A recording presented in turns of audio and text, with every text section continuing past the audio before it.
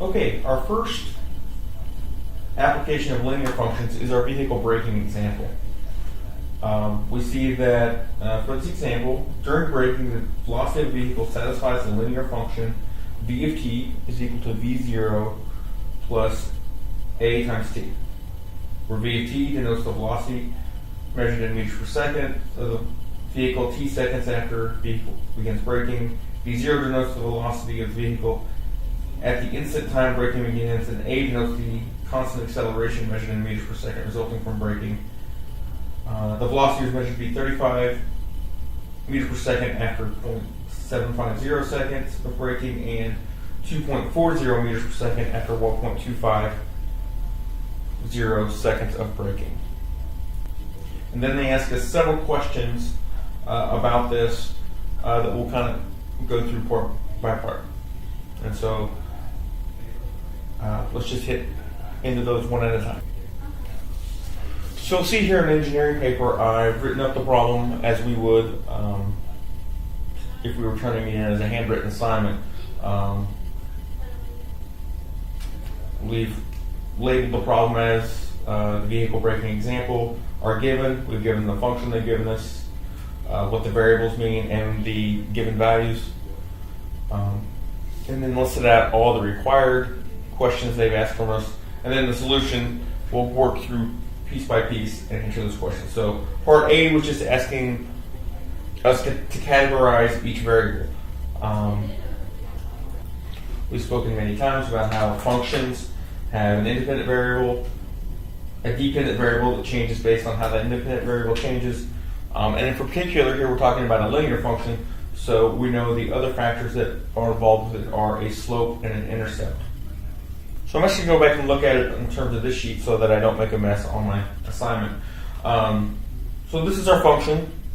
And one of the ways we're used to seeing linear functions is of the form y equals mx plus b. Or really, we often see it as y equals mx plus b. You can see I've rearranged that to kind of match up with what our function is doing. So in things we've learned from algebra and different things, we're used to thinking of x as the independent variable, y is the dependent variable, m is the slope, and b is the intercept. If we kind of rearrange this to kind of match things up, we can see that pretty easily. We're trying to figure out what is the velocity as a function of time. So that must be the dependent one there, meaning that t must be the independent one. So that's going to be our independent, which corresponds to x in our old way of thinking. The dependent is going to be the one that corresponds with y. And then it's pretty easy to figure out where the other variables fall. That the slope is going to be a, the acceleration, because it's the one that's multiplied by our independent variable. And b is our intercept. So in this case, it's v0, which is our initial velocity. So we can go ahead and write all those in. Our independent variable is t, which is our time in seconds.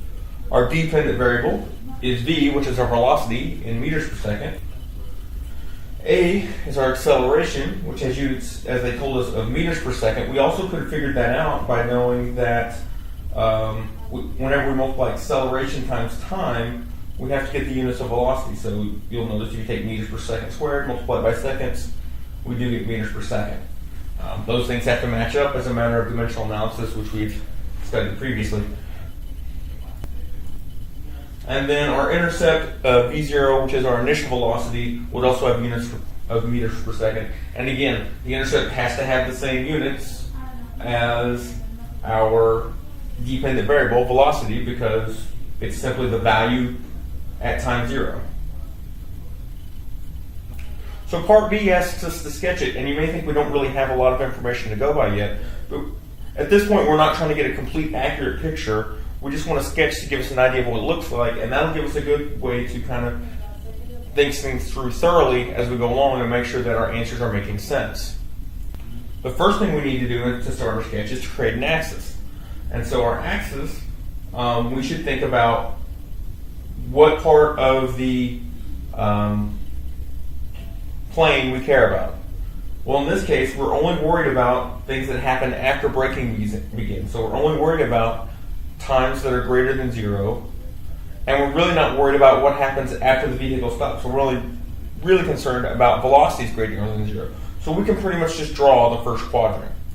So we have our axes, and we labeled them with the which variable we're talking about here in the unit. So this is time in seconds. This is velocity in meters per second. We also know it's going to be a straight line, which basically gives us two options. Either it can be a line that goes up this way and a line that goes that way. And we also need to think about where those things might cross the axis. So if we think about that for just a second, remember what we're thinking about here is a braking vehicle and determining velocity versus time. So we would think for that we must be starting at some sort of velocity, and we've actually named that. We know this is v0.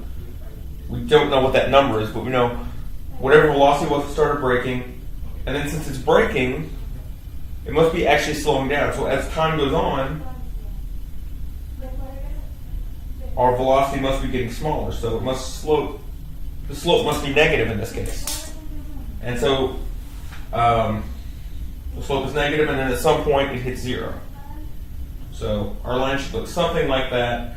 And then to make it a little more accurate, what we would do is add our additional points. We know that at time 0.750 seconds, that this is at 35 meters, and at time 1.250 seconds, that this velocity is at 2.40 meters. And obviously that is not to scale. That there's a lot more distance. This 2.4 is not much difference than this 35 in this case. So that's not, we know right now it's not accurate. That's why it's a sketch. It's not our final plot. Our final plot, if we were asked to, we can make it completely accurate and get all these things. It's just kind of enough to be a representative picture that someone can see it quickly and know what is happening with the vehicle. Okay, so part C of this question asks us to determine the acceleration and the initial velocity. And the way we have to figure that out is that we have 2 points. And we know that for a linear function that we can find the slope by using this equation. We know that slope, which we commonly refer to is y2 minus y1 over x2 minus x1. To put that in terms of our problem, we can translate that as the slope, which is acceleration, is velocity 2 minus velocity 1 over time 2 minus time 1. So if I just plug in those values that I know, the velocity, so for the second point, the velocity is 2.4 at a time of 1.25. For the first point I'm going to use, it's 35 at points. Whoops, I put 7.50. That's 0.750. Easy way to make a mistake there is get your decimal point out of whack. And so then I would just punch that in my calculator and figure and get an actual value for the slope.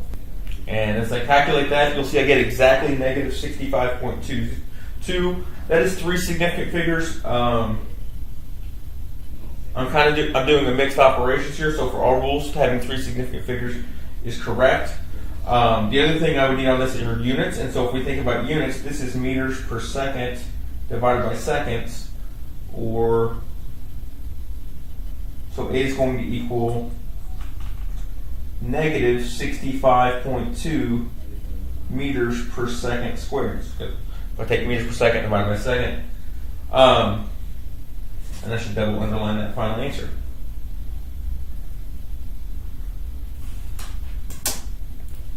So one of the things we want to think about is, does that make sense? The slope is negative. Yeah, that seems okay because we're trying to slow down, right? So we would expect that it was negative, so that's good. And that's one of the ways in which doing the sketch first helps us as we go through. We know we should be getting a negative value, and so when we get a negative value, we're not surprised. And again, that can also highlight the difference in a mathematician problem versus an engineering problem. Engineering problem, since we know it's a real world example, we know what we can kind of expect. If you The mathematician, you might just be given those 2 points and asked to find the slope. You have no context of whether it should be a positive or a negative. But either way, you would arrive at the same conclusion, that you have a negative slope. And we would relay back that that is slowing down. So that answers just the first half of the question, which is we have a value for acceleration now, but we still don't know what the initial velocity is. Well, to find the initial velocity, we just have to plug in what we know about acceleration and one of the points, and that will leave velocity as the only remaining value. So we'll start back with our original equation. We're going to use our value of A, and then either point we want to use. I'm probably going to use the first one just out of the convention. So if I plug in the values that I know, and then solve for V0, I bring this over here, make it positive, so it becomes 35 plus 65.2 times 0.750. I get initial velocity of 83.9. Again, always remember units. In this case, it's meters per second. We know that because it's a velocity, but we also know that because this was meters per second, and this was meters per second squared times second, which is meters per second. And of course, they had to be the same to add them together. So that works out fine there. Alternatively, you could have solved for V0 first and then plugged in answers. Either way, if we went that way, we would have solved for V0 by just subtracting A of t from both sides. So V0 is velocity minus A of t. And then we can plug in, and so 35 minus a negative 65.2 times 0.750. Again, negative becomes plus, so we end up with the same numeric value. Now that we know both parameters, we can write out our full equation. We know that velocity as a function of time is our initial velocity, which is 83.9, minus our acceleration, which is negative 65.2 meters per second squared times t. So this is our equation that we can use for this particular vehicle going forward with the rest of the problem. And that makes the next three parts, part D, E, and F, very simple. So part D, we just need to know what is the velocity, 0.250 seconds after braking. So we can simply take our function, 83.9 minus 65.2, plug in our value for time, which is 0.250, put that in our calculator, and we get 67.6 meters per second.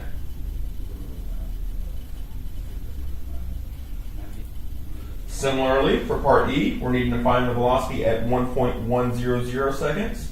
So again, initial velocity minus 65.2 times our current time, we get a value of 12.18 meters per second. That is one more significant figure. Based on the fact that we were able to measure velocities out to the nearest hundredths in our given, that's not terrible. Based on our official significant figures rules, since these only go to the tenths place, then we have a mix of operations, we would really round this to 2.2 meters per second.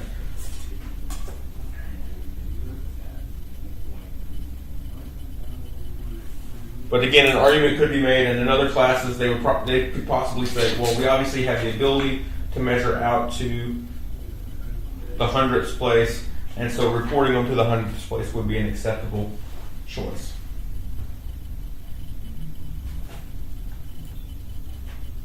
Again, another one, it just asked us at 2.650 seconds, so we'll plug that into our equation. We do the multiplication out, and we get, sorry, I forgot to do that one ahead of time.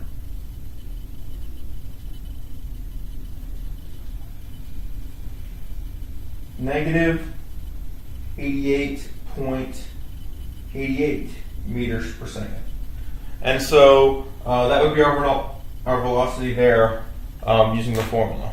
But this is where the difference in an engineering question and a mathematical expression come in. So we have this function that defines what our velocity is at a given time, but we have to go back and think about what we're really talking about. We're talking about braking a vehicle. We're slowing it down. So no matter how much we step on the brake, once we hit zero, it's going to stop. So in reality, if we cannot get to a velocity of negative 88.88 meters per second. While there are plenty of situations where you can have a negative velocity, for this example we can't have it. So it turns out the actual answer is that at 2.650 seconds, our velocity is 0. The car is stopped. Or vehicle.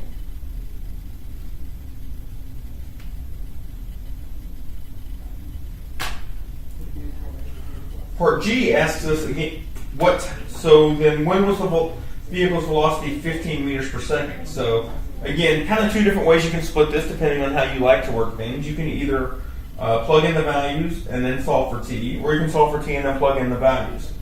So we know our function, and we actually know our function in terms of, this is really a good idea to kind of box this and keep it visual there. We know this is true. So what we're really saying is that 15 equals 83.9 minus 65.2 times t. So if I were to work that out, that t must be 15 minus 83.9 divided by negative 65.2. Or if I go the other way about it, I could have solved that side out.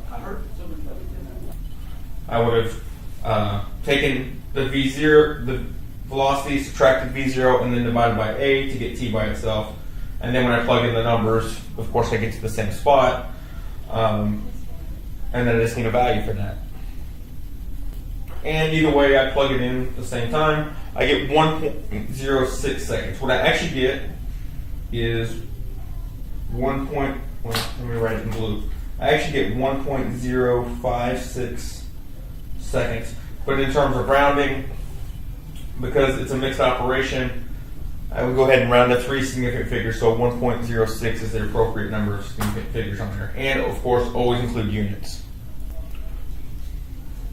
Part H asks a similar question.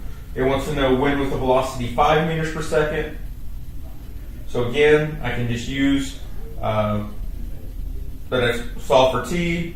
I know it's the velocity minus the initial velocity over acceleration. Plug in those values, 5 minus 83.9 divided by negative 65.2, and I get that happens at 1.21 seconds. And some other things I could do to check this as I go along is think back to my sketch.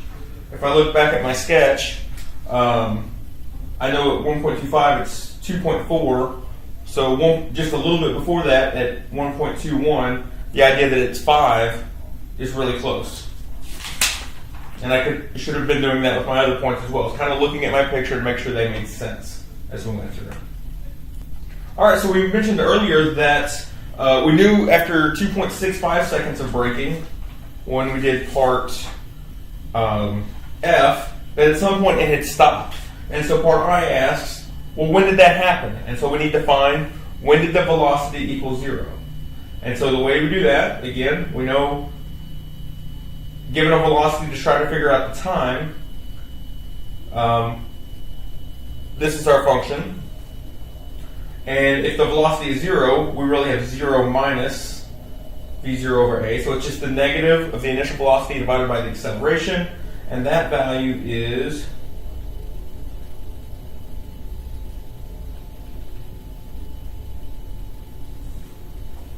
1.29 seconds. Again, rounding a little bit, rounding to 3 significant figures because we have mixed operations. So 1.29 seconds, our vehicle is stopped. Okay, so finishing part I actually answered all the required questions, but just to kind of add in some extra points, some things we can do is redo our sketch. Again, draw our axes. We know better things than the marker, if we know them, are where it crosses the axis, and we can write down our slope, so those are good things to know. And again, we could put all of our points on there, but it's not really necessary because this gives us enough information to write things out. We know that this is velocity equals negative 65.2 times t plus 83.9. It's another way that we could write that equation. The other thing we want to look at with this is inverse function. Another way we can think about this is if we wanted to talk about time as a function of velocity, which doesn't really make sense from a standpoint, but if we were given a lot of these velocities and trying to determine times, we could rewrite it as an inverse function. We know this relationship is true. We could split that out to make it look more like our slope-intercept form of the function, that where, in this case, we're now turning t to be our dependent variable, velocity being our independent, so the slope is 1 over a, and then our intercept is turns out to be v0 negative v0 over a. And if we work out for this particular example, that means we have a slope of 1 over negative 65.2 times velocity minus 83.9 over negative 65.2, or that our final equation would look something like t is negative 0.0153 times velocity plus the 1.29. And notice the 1.29 is the intercept because it is also where it intercepts here. If we just kind of took this and flipped it over the angle of, we rotated across an imaginary diagonal through here, we would end up with the same sort of thing. And so